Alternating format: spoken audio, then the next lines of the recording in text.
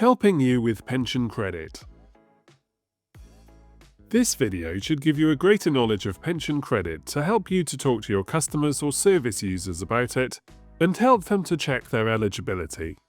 If you are holding an event, we suggest asking local organisations such as Citizens Advice Bureau, Age UK or Independent Age to come along. DWP is grateful for any support you can give to spread the word about pension credit, and more information, advice and resources can be found on our toolkit on gov.uk by searching Pension Credit Toolkit. Let's start with the basics. What is pension credit? Pension credit is a benefit that gives people extra money to help with their living costs if they are over state pension age and on a low income. Pension credit can also help with housing costs, energy bills, and more. Pension credit is separate from the state pension and it isn't given out automatically. People have to claim it. Eligibility criteria apply.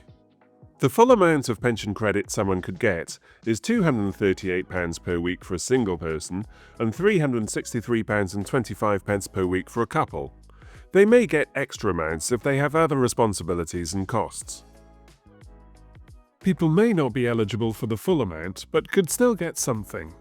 And if someone gets any amount of pension credit, even just £1 per week, they may then be entitled to help with council tax, help with energy bills, help with some housing costs, help with some NHS costs, help with heating costs, a free TV licence if over 75, and more.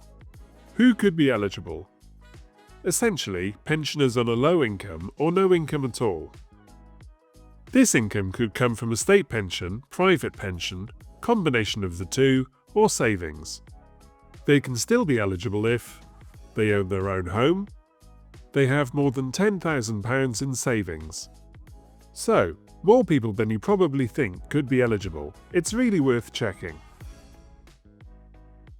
How to check? Use the pension credit calculator to work out if people are eligible and how much they might get. To use the calculator, have the following information ready: details of earnings, benefits and pensions, details of savings and investments.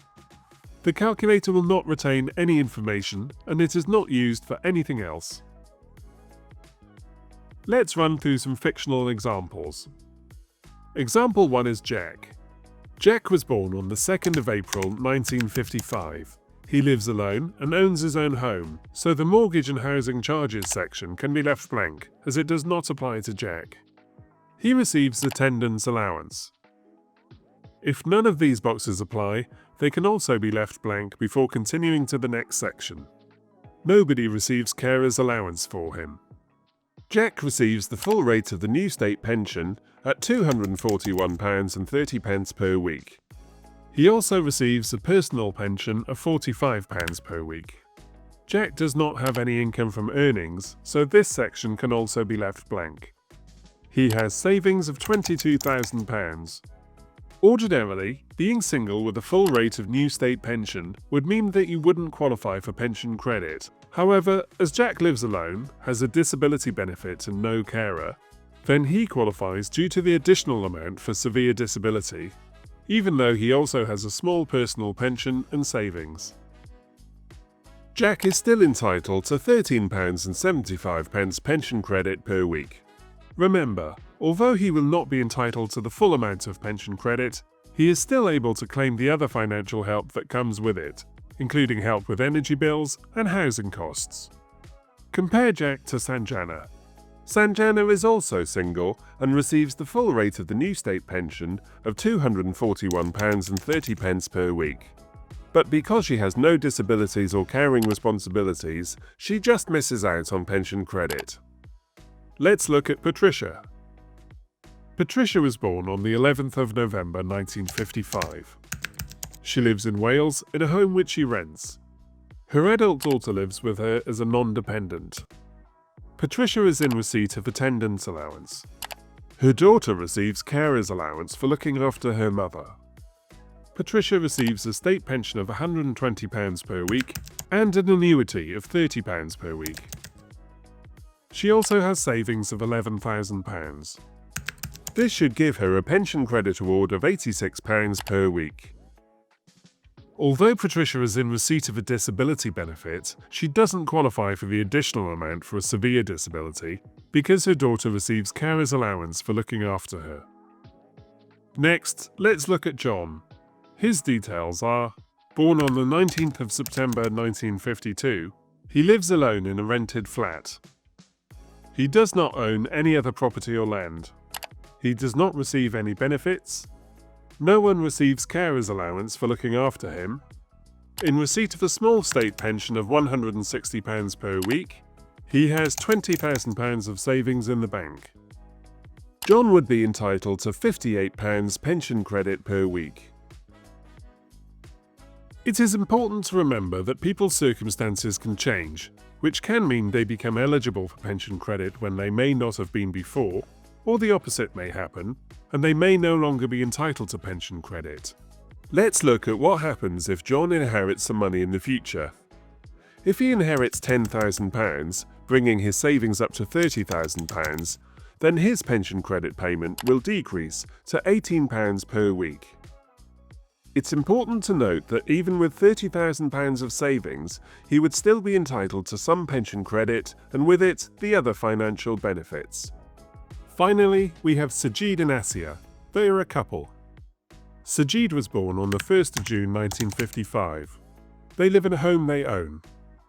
They do not own any other property or land. Asiya was born on the 31st of May 1956.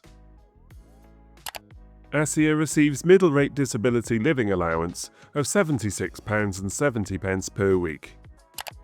Sajid has a state pension of £160 per week and a private pension of £90 per week.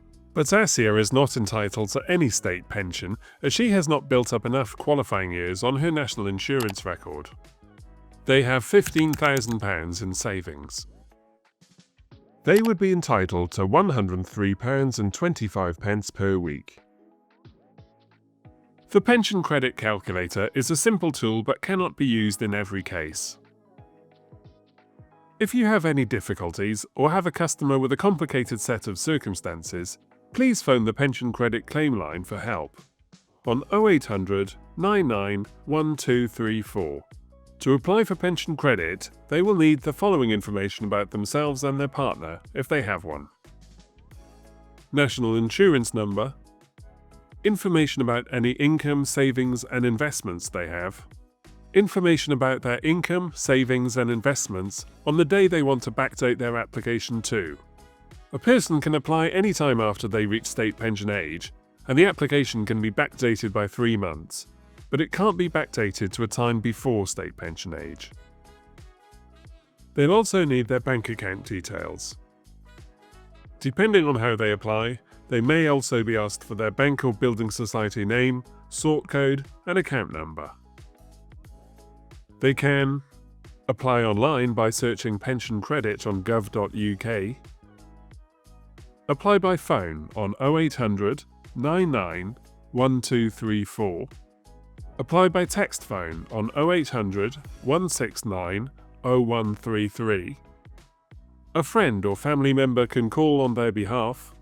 Apply by post by searching Pension Credit Claim Form on gov.uk, or by phoning the claim line and they will send a form by post.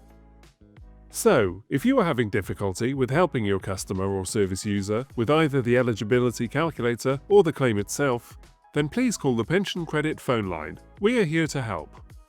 Organisations like Age UK, Citizens Advice Bureau, or Independent Age may also be able to offer advice. Thanks for watching.